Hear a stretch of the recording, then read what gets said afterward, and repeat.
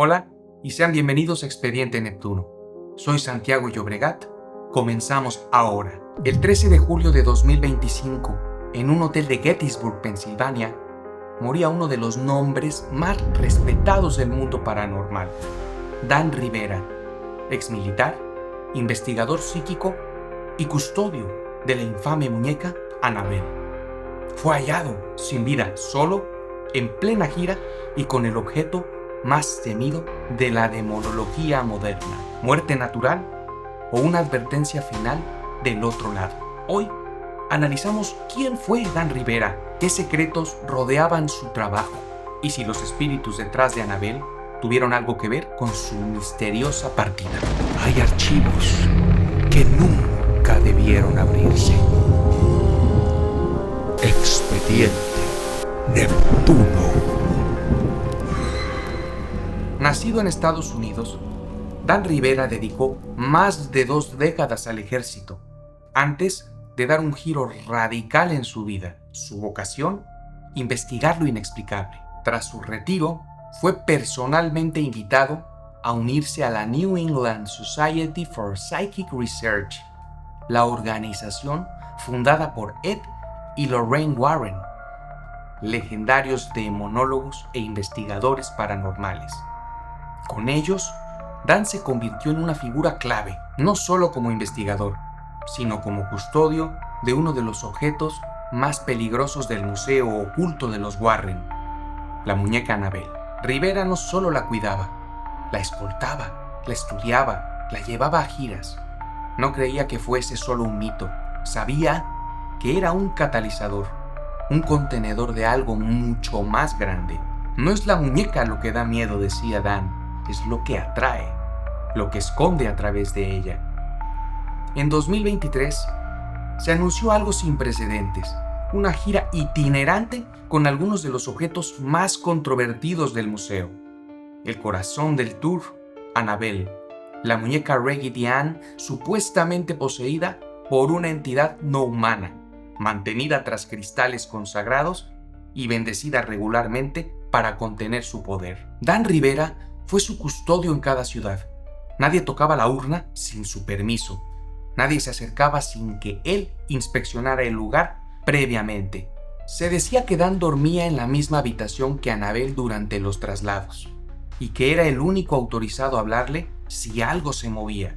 La noche en que vino a Filadelfia, las luces parpadearon justo cuando sacaron a Annabelle.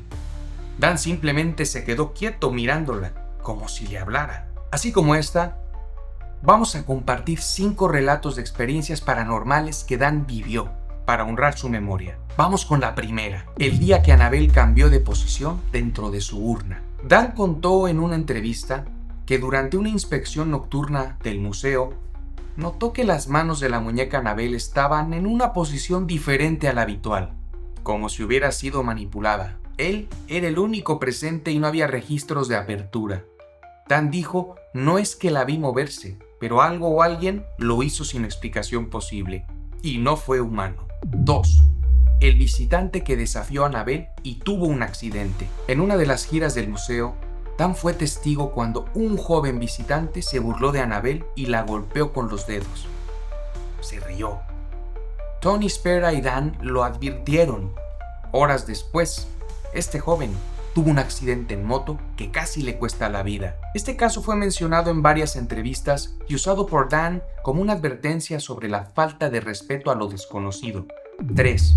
El olor a azufre dentro del museo. Durante tareas de mantenimiento, Dan detectó un intenso olor a azufre que salía directamente de la urna de Annabelle, sin explicación física alguna. El olor desapareció minutos después, pero provocó mareos a 2 personas. Dan afirmó que estos episodios son manifestaciones demoníacas no siempre visibles. 4. Sueños repetidos con la muñeca. Dan, al igual que otros miembros del equipo, tuvo sueños donde Annabelle aparecía en su casa, pero no hablaba, solo lo miraba fijamente, inmóvil. Esto se repitió 3 noches seguidas y justo después de una limpieza espiritual. Él consideraba estos sueños como una forma directa de intimidación psíquica por parte de las entidades que están vinculadas al objeto. 5. interferencias eléctricas en presencia de Annabelle. Dan declaró que durante entrevistas o grabaciones en el museo, los equipos electrónicos fallaban, solo al acercarse un poco a la muñeca. Cámaras que se apagaban, audios que se corrompían o luces que parpadeaban sin ninguna razón. Esto fue documentado en varios clips públicos del museo, y aunque no se pudo demostrar ninguna relación, no quita el misterio que deja. Ahora vamos a hablar del día fatídico. Pasados días, la noche del 13 de julio, y después de un evento muy exitoso, Dan Rivera se retiró solo a su habitación en el Hotel Histórico de Gettysburg, un lugar, por cierto, muy famoso por su actividad paranormal. A la mañana siguiente, el equipo no recibió respuesta. La puerta estaba cerrada por dentro, cuando finalmente ingresaron y lo hallaron sin signos de violencia desplomado junto a su cama. Los paramédicos intentaron reanimarlo, pero no hubo éxito. Tenía 54 años. La autopsia aún está en curso. Aún así, no hay indicios de drogas, alcohol o condiciones previas que sean graves. El dato más perturbador: Annabelle estaba en la habitación contigua bajo llave. En algunos mitos que se han formado muy pronto, se habla de que los sellos de la habitación estaban rotos ligeramente. Obvio, con esto las redes estallaron. Algunos fans aseguran que Dan había estado más tenso en las últimas semanas. Otros aseguran que durante una charla en New Jersey dijo sentir que algo lo seguía por las noches. En círculos muy internos se habla de un cambio en la energía de Annabelle durante la gira, una presencia más activa, más agresiva. Y yo me pregunto, ¿y si el lazo de Dan con Annabelle se volvió demasiado estrecho? ¿Y si bajó la guardia o rompió alguna regla que ni él mismo comprendía del todo? En santería, religión que Dan conocía muy bien, se cree que ciertos objetos no contienen espíritus sino puertas en sí mismas. Dan se formó como santero en sus años en el Caribe y sabía cómo cerrarlas, pero ¿y si esta puerta no se podía cerrar? Hoy, Dan Rivera ya no está con nosotros, pero Annabelle sí. Su muerte ha reavivado las dudas, los miedos y también la reverencia, porque no solo fue un investigador, fue un puente entre lo visible y lo invisible, y como tal, tuvo que vivir en las sombras. ¿Fue Annabelle quien lo eligió como su custodio y luego como su ofrenda? ¿O simplemente fue el peso del misterio demasiado grande para cargarlo solo?